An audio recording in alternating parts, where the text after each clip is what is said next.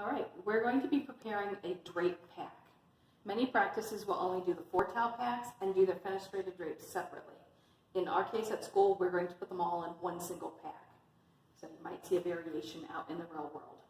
So I'm going to start with the fenestrated drape. Fenestration means hole, and here's our little hole, and that's where the incisions are usually made.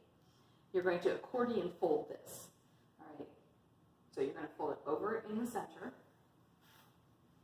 bring the side back down, and then fold back up. So you're making an accordion fold.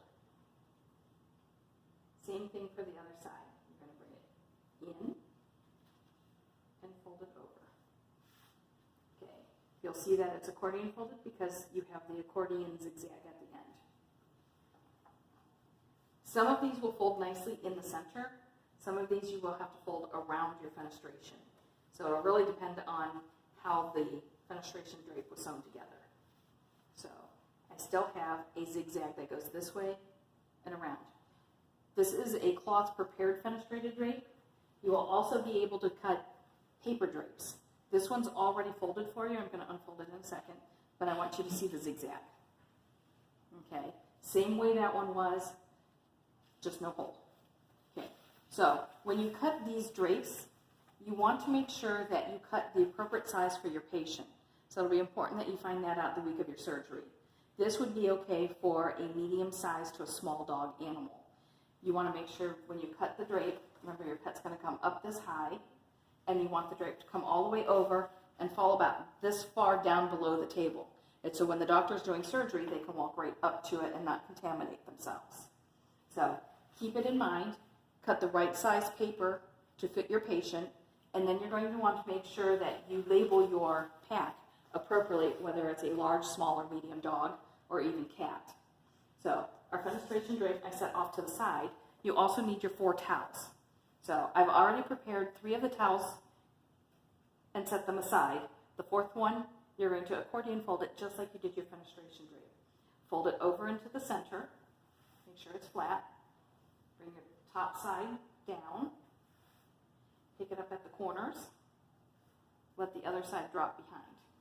Okay, again, here's your zigzag pattern, so you know you've accordion folded it. Place your hand in the center, fold it in half. Then you're going to fold the top side back, pick it up by the corners, and let that back side drop. Okay, you now have a zigzag this way. Bring your tabby over and place it on top. Okay, you're going to place your indicator strip in the center of your pack. Now, because this is all in one, and you're going to 4 towel drape your patient first, those packs go on, or those drapes go on top of your fenestrated drape. Now it's nice and neat. You're going to fold it just like we do all the other diamond patterns. The corner closest to you, the bottom side, folds up. Make your tab. Bring in your edge. Make sure everything's nice and straight. Fold it over. Make your tab. Remember to line up with this edge and not point to point. Bring your right side over. Make your tab. Okay, you now have your cave. And then bring your top side over. I just happen to pick it up and turn it around so that I have an easier time tucking. And there's your inner wrap. Your outer wrap is going to be the cloth. Your inner wrap is going to be the paper. Bring the bottom edge up. You're folding everything the same way. Bring your side over. Make sure you get your wrinkles out.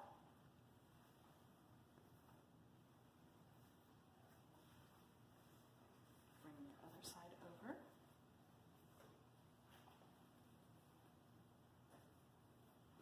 Make sure it's all nice and flat. If these sides are a little big, you can always fold them over just a titch so that it tucks nicely inside your cave.